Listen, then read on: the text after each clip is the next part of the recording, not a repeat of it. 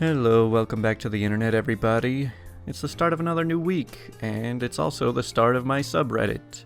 So for anyone who wants to submit stories to potentially be on these videos, go over to my subreddit called r/ImagineTheInternet. And yeah, just post them there. And once again, it doesn't have to be entitled stories or revenge stories or anything like that, just any cool or crazy stories you have. So this first story, for the first time ever, comes from r/ImagineTheInternet. Called Entitled Mom Wants My Parents to Give Them Their House and Their Furniture for Free. So a little backstory, we're selling our house to build a house elsewhere. We posted a for sale sign, then the whale shows up. So we were packing up in the garage, then the entitled mom shows up in her 2018 Chrysler Pacifica, then ensues us. Hi, is this house for sale? My dad says, yes, we're just packing up and getting ready to move out. What's the asking price?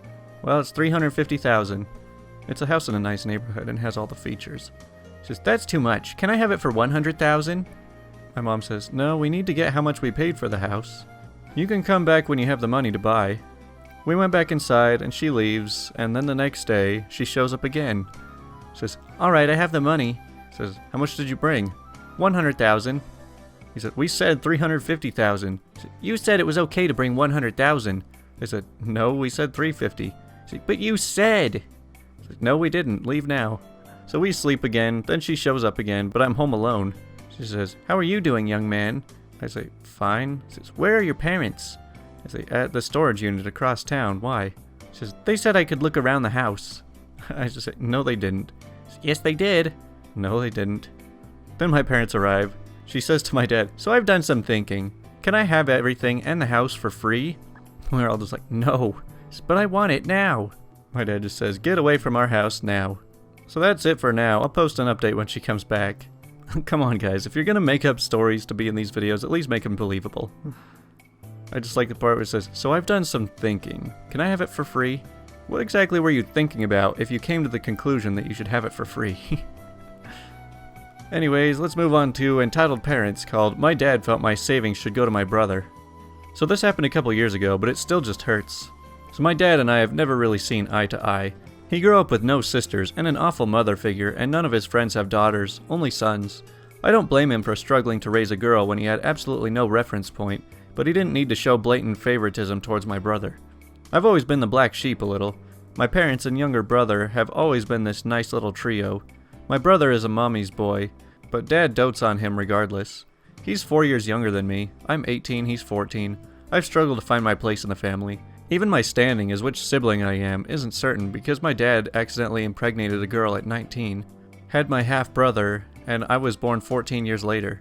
So my older brother was enough in my life that I don't feel like the oldest child, but not enough to feel like the middle. I'm just dad's retrial at parenting, and my brother is the beneficiary of all his practice. Now, aside from that little rant, the actual story. My brother and I are very musical. I play a multitude of instruments. He just plays a saxophone, and he's good. Always has been. He suffered classic younger sibling syndrome. We were in a much better financial position when I began playing clarinet that I got a really good beginner to intermediate model that I still play today. When he started about 4 years later, things had gotten tight, so he had to rent his from the local concert band, and it wasn't great. Originally it was fine because my parents didn't want to invest into something he might not commit to, but he did and loved it. At this point I was 15, and I'd been working for 2 years at a local sports club, earning less than minimum wage because I was underage, working my butt off and saving a pretty hefty percentage of my income. My father, who felt responsible for my job since he knew the owner, but I'd actually gotten the job myself, decided he was entitled to my savings, about $500 at the time. His exact words were, we could use your savings to buy your brother a better saxophone. Man, it crushed me. First of all, you cannot get a sax better than the one he has for only $500. Secondly, what kind of father asks one child to give up practically 2 years of work for another? It made me feel like he had more pride or hope for his son that his daughter's savings should contribute towards it. Even though at the time I was saving for a student-level clarinet, and he knew that. He never offered to pay the money back or anything, and thankfully, after I asked Mom what she thought of it and she lost her mind, it was never brought up again. Though he has asked for my savings since then, and I've said no. I can't wait to move out next year. Yeah, I would recommend hiding your money. It's kind of messed up when parents try to steal money from their kids. Alright, let's move on to an I don't work here lady called I haven't worked here in 4 years. So I worked for Target for about 7 years total. However, I've not worked for them for 5 years. Even to this day, I'm recognized as the target girl. This is a story of an entitled Karen. It happened last year, so it wasn't word for word. I told my husband about it and tweeted about it, so I'm using his memory mixed with mine and Twitter to remember what happened. I worked retail while getting my BA and finishing my master's program. I'm currently a librarian in a smallish city. I did work at the only Target in said city. One fine spring day, I stroll into Target after a shift at the library. I'm wearing a floral dress and boots, carrying a giant purse, floating along the aisles and trying to get my things and get out. I'm walking by the kitchenware area when entitled Karen jams her cart in front of mine. She says, "Do you have these plates?" So me, an introvert who is exhausted from seeing and helping well over 100 people, I'm confused and stare at her. Why does it matter if I have these plates? What? She says, "These plates, do you have more in the back?" As she pushes her cart harder into mine and grabs the handle to my cart. So me finally catching on, I say, "Oh, ma'am, I haven't worked here in like 4 years. Even if I did, do you think that I look like I'm on the clock?" The Karen finally actually looked at me. She saw my giant purse, my dress, and boots, and it dawned on her for maybe one moment that she was being a jagwagon. But then, it lost to the entitled rudeness that is inherent to Karens. She says, "Well, you shouldn't stop here if you don't know things." She huffs as I pull away, angry that I can't bend time and go back 4 years in order to help her. She shrieked at me and looked like she was trying to grab my arm as I pulled away. In my best mom voice, I calmly told her that if she touches me, it would be assault and that I would press charges. I informed her, still in the mom voice, that jamming her cart into someone else's is not a way to ask for help. Also, I informed her that shrieking at people isn't endearing.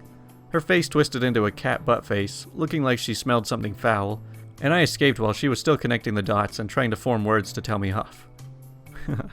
When you work somewhere for so long, it becomes part of your identity, and everyone thinks you will work there forever. But man, working 7 years at a single store, that's one of the longest I've ever heard of, which is kind of crazy just how quick the turnover rate in places like that really is. But let's move on to, entitled mother tries to steal my $300 paintball helmet, but instead destroys everything. So to give some backstory, my auntie got 4 pro paintball helmets for my birthday last year so that I could stop playing video games and go shoot real things. Yes, that's really what she said. The helmets had a microphone in it with extra padding and insulation. It was beautiful. Was. Yesterday, I finally had enough money to take 3 friends and go paintballing. Each one of us had a long barrel, 500 paintballs, and special gloves. It was perfect. So we grabbed our vest and jumpsuit, and were ready for anything. Helmets on, the microphones work and didn't sound like a crow in my ear, so everything was going fine. First round, win. Second round, win. Third round was close, but there was a young girl on the enemy team that kept getting shot, yet wasn't going back to the base to respawn. The marshal saw this and told her to go back and respawn. The entitled brat shot the marshal. We still won. So lunchtime came and we all sat down to clean the helmets and enjoy pizza. I place my helmet on the table and tell my friend that I'm going to grab our pizza. I come back to the table in 1 minute and my helmet is gone. My friends don't know where it is, and so we look around and we can't see it at all. We all walk back to our bench and all 4 pizza boxes are gone. Some beesh gonna die tonight. We go talk to the staff and they said that a young girl grabbed our pizza, and because she had one of our helmets, they thought she was with us. We were pissed. Then we saw her sitting at our bench wearing my freaking jacket and hat, sitting with her mother, happily eating my Hawaiian. The mother was grabbing all of our tubes and paintballs and putting them into one box. We walked over and asked them to politely leave our stuff alone and F off. We say, "Hi, could you please... Can't you see I'm busy? Hey, that's our pizza, our bench, and our paintballs." I said, "Yeah, that's my helmet, my jacket, my pizza, and my hat." I said, "So, it doesn't suit you at all." I say, "We paid for all this using our money and working crappy jobs at Macca's. And you have the audacity to sit here and eat our pizza, take our paintballs, and my clothes?" He says, "Whatever. You're too fat to wear any of this." My friend says, "A jacket goes on your back, not on your stomach. And besides, he had that tailored to fit him." I say, "To be fair, I am a little overweight, but still, that hat means the world to me. Put it down and leave." The staff comes in and says, "Is there an issue here?" "These a-holes are trying to rob us. This was supposed to be my perfect weekend, and all these arseholes have ruined it." The staff says, "Clearly they aren't with you, are they?" I say, "No, they aren't. They have taken all our stuff and are now claiming it as their own." The staff says, "Miss, could you please put all their stuff into this box, please?" She's, "Okay, fine." She took my jacket off her daughter, then the hat, then our phones, then our wallets, then the helmets, then finally my hat. The staff says, "Thank you, miss, for doing that." The mom whispers to the daughter, and then stands up to pick up the box. The staff says, "Now give it back to them." The daughter walks up to us and throws it in the river. I freaking ran into that river after it. Sad thing is I can't swim. My friend jumped in after me because they know I can't swim. The staff member said that everyone looked into the river to see what happened. As my friend drags me to shore with the box, the staff member stopped the mom and the daughter from leaving before the cops show up. We looked inside the box and everything was either fried, ruined by the paintballs, or broken. My hat is now ruined, and to get a new one, I would have to go to Scotland. I'm now going to be taking them to court for $7,638 for property damage. First my PlayStation and now this, what the heck? To make this even worse, the paintball lunch lodge, as they call it, had a bonfire that the entitled mom ran into and set her jeans on fire and the lunch bar. She's now also being sued for an extra $23,000 for burning down 4 buildings. Update, 5 buildings. Most of the buildings were pre-built, so they were cheap. Update, 6 buildings. Update, there is no paintball factory anymore and it's now being sued for $130,000. Well, that ending spiraled out of control. And that story really took a crazy turn the last few lines. So she set her jeans on fire in the bonfire, and then the lunch bar, and then burned down 6 buildings because of it? How is that even possible? Well, I'm looking through the post right now, and it doesn't look like he has any more information, or answers to any questions. But if I manage to see any updates, hopefully I can include it sometime down the road. Well then, I was not expecting that ending. Alright, now for a big story called, Unless You're in the Middle of Nowhere, You Have to Work During Vacation. Your Salary. So I work for a small company in the trades as head of the IT department, aka the only IT person. Truthfully, the gig is pretty great, good pay, benefits, and I can come and go as I please within reason. The 2 people I have to answer to are the VP and the CEO, and as par for the course, they don't know anything to do with technology and generally leave me be, as I'm good at my job and everything runs smoothly. Being a small company, a lot of us don't take vacations due to A, building the company, and B, not having replacements for the time we're gone, but after 2 years of vacationless, we're in the US, my wife convinces me to use the time I'm given to decompress and take a small 1-week getaway. I talk to the VP and he gives me the thumbs up to take the time, barring I get everything in order, and do some minor teaching to other staff in case of emergency. Cool, easy. So enter FOD, the Field Operations Director, a man who is an attack dog for the VP for no reason, as the VP is nothing but polite and reasonable. The FOD loves giving everyone a hard time, adding steps to tasks to make himself look like he's part of the process, reminding everyone how much of a boss he is to the rest of us in management, and calling me a nerd any chance he gets. It's fair to say I dislike this guy immensely. After making my rounds with the other staff, it's FOD's time to do some scary computer-related learning. FOD refuses to look weak under any circumstances and gets very aggressive when learning new things because, I'm the boss, I already know. In the midst of learning, it dawns on him to ask why he has to learn this stuff anyway. I'm the nerd and it's my job to do this. I cue him in on the week that I'm taking off, and this stuff is just precautionary. This worries the FOD as he'll have to retain information, answer questions, and do some minor troubleshooting. The conversation went something like this, and I wish I could tell you that this guy isn't much of a jerk, but he is. So he said, "Who approved your vacation?" I say, "The VP did, as long as I could get you guys comfortable with some small maintenance." He says, "Only I approve vacation time. I'm your boss." So a side note, he does this so much that the VP actually wrote out the hierarchy in chart form, and we all carry a digital copy with us to remind him who he's actually in charge of. I say, "No, you're not." I show him the chart. He says, "Well, fine, but your salary, so you have to work during your vacation. You'll bring your laptop and work phone with you." I say, "When you vacation, you make it very clear you're unreachable and can't be bothered, even if it's an emergency." "That's because I go places without service, and unless you're going to the mountains, you have to work. Your salary." I say, "Okay, just to be clear, if I go to a place without service, I won't be expected to work, right?" He says, "That's right, but you're a nerd, you don't do anything outdoorsy." I say, "Great, thanks for clearing that up." Fast forward 3 weeks later and it's vacation time. All of my ducks are in a row, people are comfortable with me being gone for the week, and are all encouraging me to just disconnect. A close coworker of mine knows of the conversation FOD and I had, and asked what I had planned to do about it, so I shared my easy but effective plan. So 1, wife and I rented a cabin in the woods, 2 hours from the nearest town and it doesn't have service.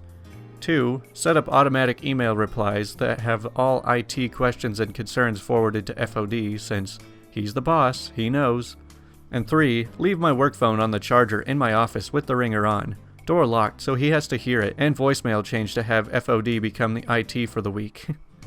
So the coworker loves the idea of flooding FOD with questions he can't answer, so much that he gets other coworkers in on it. So midway through the week, I get a call from my coworker with an update. FOD loses it. He can't keep up with any requests for help and didn't bother to memorize the simple tasks I showed him. So he does what any good boss does and puts in a request to take a vacation until I get back. Retreat is always an option. Nothing screams leader more than retreat. It's not weakness and failure if he's not there. My coworkers were able to manage, and FOD got his 3-day vacation, unfortunately. After the week off, I'm called to the VP's office to catch up and get things back on track. He obviously heard of the hardships FOD faced in my absence, and laughed at my MC, surprisingly. The VP struck a deal with me moving forward since it was made clear to him no one else knew how to do my job. I can go on vacation wherever I'd like as long as I bring my laptop and phone and check it once a week. They'll refund my vacation time for that day even if I only work for 5 minutes. I took that, but with the caveat of making FOD actually learn some of my duties just in case. VP agreed. Now I do an hour of teaching a week to a very surely FOD. After all, he's the boss. He's gotta know. Man, this sounds like a pretty cool company to work for. I think it's crazy that there are companies that if you're on salary and you're on vacation and you do even 5 minutes of work, that it won't even count as a vacation day and you'll still just get paid normally. But if there was an actual rule that if you had service, you had to do work, I mean, just put your phone on airplane mode. Just pretend you don't have service. It's not that hard. But, I feel like I need a vacation. I haven't been out of town in quite a while. So I think that sometime in the next month, I'm going to be heading over to the Great Plains to go storm chasing. So that should be fun. I'll let you guys know if I take a vacation, but I might still be able to pre-record uploads, so I shouldn't be missing any days, hopefully. Alright, the question of the day is, what is your I finally met my online friend horror story? Now, all of the responses for this were really long, so I didn't pull that many of them, but we got 3 stories involved. So a guy I knew in college met a girl online and spent every day talking about her. She lived about 6 hours away, so he planned to take a semester off and pursue this relationship. He got a job in her town and asked if I'd help him move out there since my car would hold more than he could take on a bus. I had a long weekend off and figured, why not? A road trip could be fun. I'd drive him out as a goodbye present, and the way back I planned to visit Yellowstone. Well, we arrive, and it turns out he doesn't even have an apartment lined up, and he found a job posting in his girlfriend's town. He hadn't actually gotten the job, or even applied yet. I make a bunch of phone calls and find him a room to rent that will let him move in that day, with just first, last, and deposit. I'm tired and disgusted with his lack of planning, but figure it's worth staying the night and trying to end things on good terms with my buddy. He then breaks down and confesses that he hasn't actually met this girl. The nights he spent video chatting with her were really just watching her vlog and jacking it. They've never talked, never texted, never even emailed. Heck, he's never even left so much as a comment or like on one of her videos. She genuinely didn't, and still doesn't, know he exists. His plan was to hang out at this game shop she talks a lot about until she showed up and somehow create a relationship from that. He thought that they'd meet and she'd fall in love with him and move back to our college town to marry him. All before the next semester began. That didn't happen. Instead, I made my buddy buy a bus ticket for his ride back to school and left. He came back to school and got more cringy, not less. I lost track of him after that. Oh jeez. If you're gonna go meet somebody in person that you met online, I got nothing against that. I mean, personally, I don't think I ever really would do any kind of long distance online thing with anybody, but if that's your thing, good for you. But if you just watch some Twitch thought and you think you're just gonna move to their town and marry her, then I'm just gonna tell you right now, give up. Don't do that. It's not gonna work, and you're more likely to get arrested than you are to get a date with her. Alright, next one. I met a guy online. We had really got on, and he came over a few times so we could hang out. I did find him attractive and tried to hint that I was into him. No, I can't flirt to save my life. But nothing ever happened. After a few dates, he suddenly vanished offline. No social media, he wasn't answering texts or emails, nothing. I thought he'd ghosted me. After 6 months, he reappears. I asked him where he'd been, and he said, I don't want to talk about it. A few weeks after, there was a fad where people were Googling their names and posting humorous stories they had found about similar people with their name. Mine was about a ship that had my initials. And I started Googling my friends' names, just out of boredom and morbid curiosity.